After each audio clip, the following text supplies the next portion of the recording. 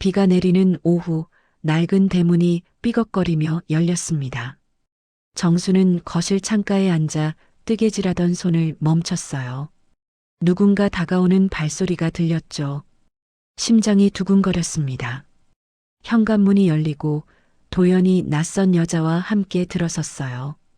젊은 여자는 작은 가방 하나를 들고 있었습니다. 정순의 눈이 크게 떠졌어요. 여자는 조용히 고개를 숙이며 인사했습니다. 어머니 소개합니다.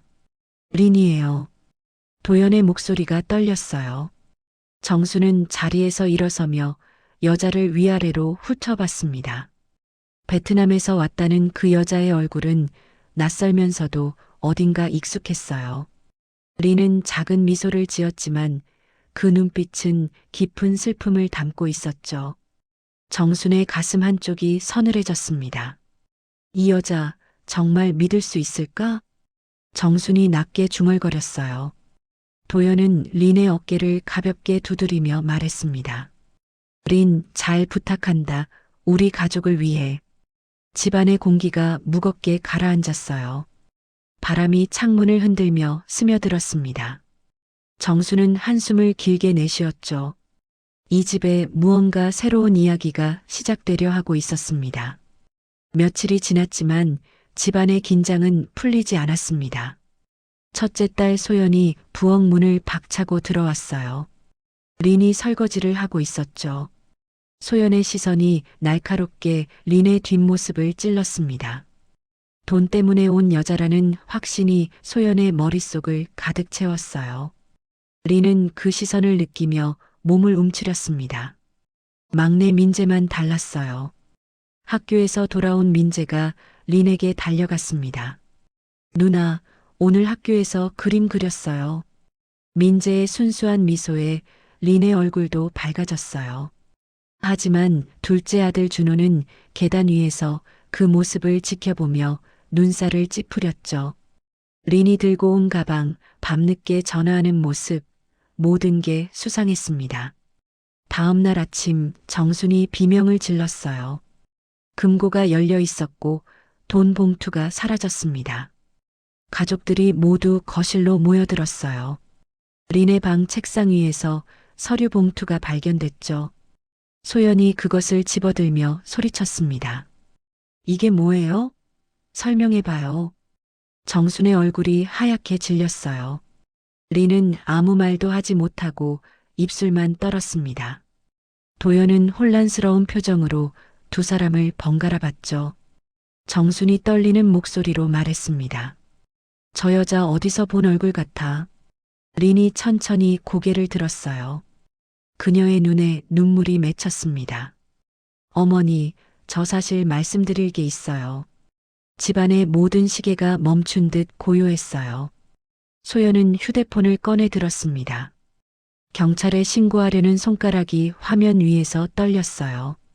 준호가 린의 앞을 가로막으며 팔짱을 꼈죠. 린은 뒤로 한 걸음 물러섰습니다. 도망가려고? 이미 늦었어. 준호의 목소리가 차갑게 울렸어요. 정수는 소파에 주저앉으며 가슴을 쓸어내렸습니다. 도연은 머리를 감싸쥐고 과거를 떠올리기 시작했어요. 전처와의 기억들이 파편처럼 떠올랐죠. 무언가 놓친 것이 있다는 불안감이 엄습했습니다. 린은 고개를 숙인 채 입술을 깨물었어요. 하지만 그녀의 주먹은 단단히 쥐어져 있었죠. 소연의 손가락이 신고 버튼을 향해 내려갔습니다. 잠깐, 민재가 린의 앞으로 뛰어들었어요. 작은 몸으로 누나를 막아섰죠. 누나가 나쁜 사람 아니에요. 민재의 외침에 소연의 손이 멈췄습니다. 거실의 공기가 얼어붙었어요. 창밖에서 천둥 소리가 멀리 울렸죠. 린이 천천히 고개를 들었습니다. 그녀의 눈빛에는 두려움이 아닌 단단한 결의가 서려 있었어요. 폭풍이 곧 몰아칠 것 같았습니다. 하지만 아무도 그 폭풍이 진실을 가져올지 몰랐죠. 밤이 깊어지고 폭우가 창문을 때렸습니다. 린이 마침내 입을 열었어요. 그녀의 목소리는 떨렸지만 분명했죠. 저는 도연 씨의 딸입니다. 거실이 순간 정지했어요. 도연의 얼굴에서 핏기가 싹 가셨습니다. 소연은 휴대폰을 떨어뜨렸고 준호는 입을 벌린 채 굳어버렸죠. 린이 가방에서 낡은 사진 한 장을 꺼냈습니다. 어린아이가 젊은 도연과 함께 찍은 사진이었어요. 정순이 그 사진을 받아들고 눈을 크게 떴죠. 28년 전 전처가 저를 입양 보냈어요. 린의 목소리에 한이 서렸습니다.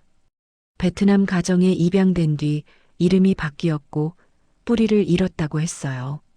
아버지를 찾는데 10년이 걸렸죠. 복수하려 온 게 아니에요. 그저 가족이 그리웠어요. 도연이 무릎을 꿇으며 바닥에 주저앉았습니다. 전처가 숨겨왔던 비밀이 칼처럼 가슴을 찔렀어요. 정수는 떨리는 손으로 린의 뺨을 어루만졌죠. 눈물이 주름진 볼을 타고 흘러내렸습니다. 나를 버린 사람이 아니라 나를 다시 품어줄 가족이 필요했어요. 린의 고백에 소연이 벽에 기대며 말했어요. 믿을 수 없어. 진짜라고? 천둥이 하늘을 갈랐습니다. 진실이 마침내 어둠을 뚫고 나왔어요. 이 집의 모든 것이 이제 달라지려 하고 있었습니다. 다음 날 아침 병원에서 유전자 검사 결과가 나왔습니다. 도연은 서류를 받아들고 한참을 멍하니 서 있었어요. 99.9% 일치라는 숫자가 눈앞에서 흔들렸죠. 모든 의심이 한순간에 무너져 내렸습니다. 집으로 돌아온 도연은 거실 바닥에 주저앉았어요.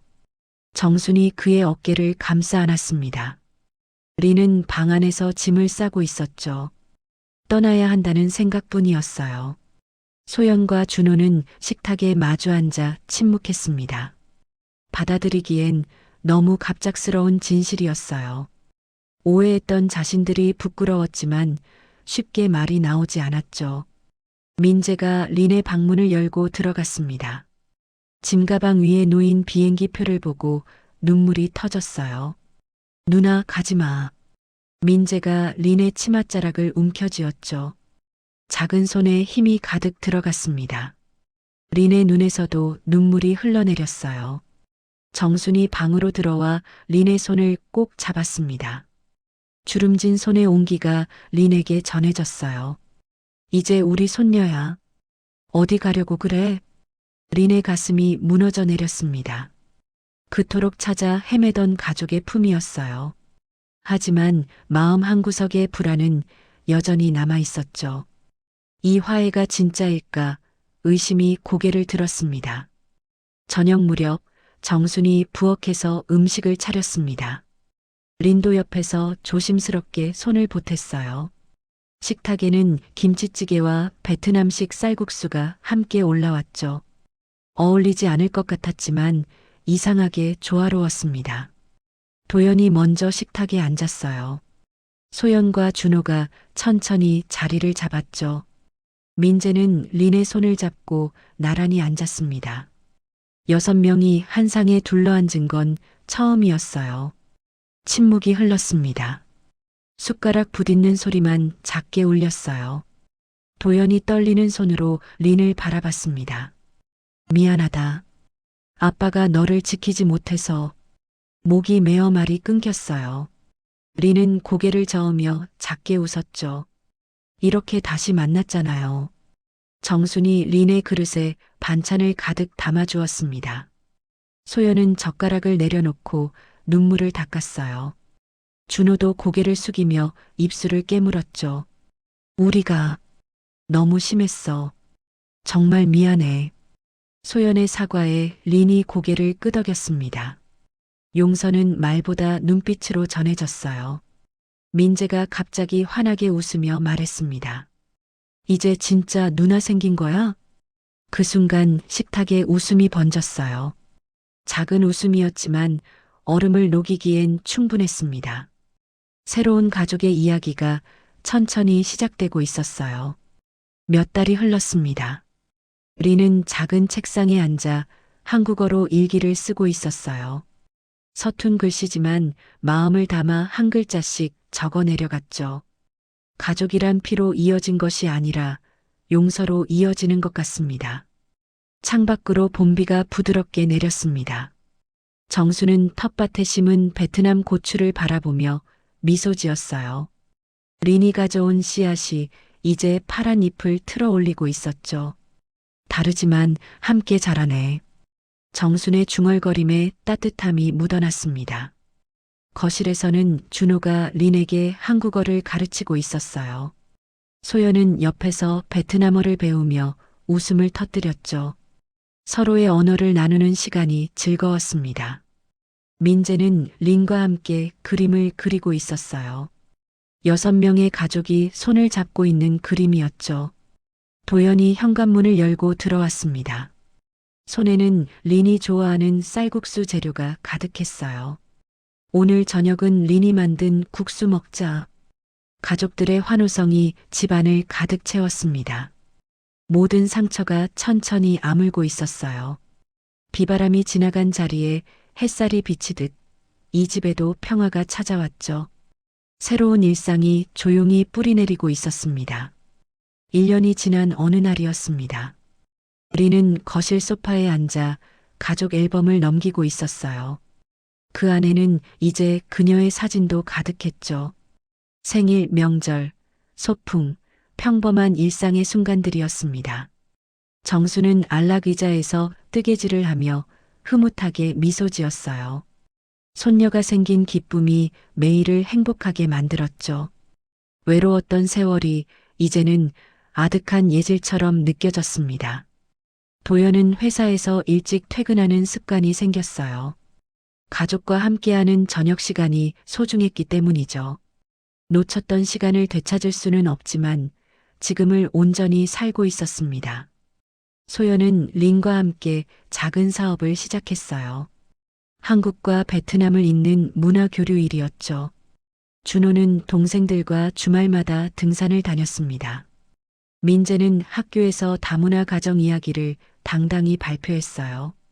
누나 린을 자랑스럽게 소개했죠. 햇살이 창문을 통해 부드럽게 쏟아졌습니다. 숨겨졌던 진실이 밝혀지고 깊은 상처가 치유되었어요. 용서와 사랑이 모든 갈등을 녹여냈죠. 린은 앨범을 덮으며 창밖을 바라봤습니다. 이제 이곳이 진짜 집이었어요. 웃음소리가 끊이지 않는 이 집에서 새로운 내일이 기다리고 있었습니다.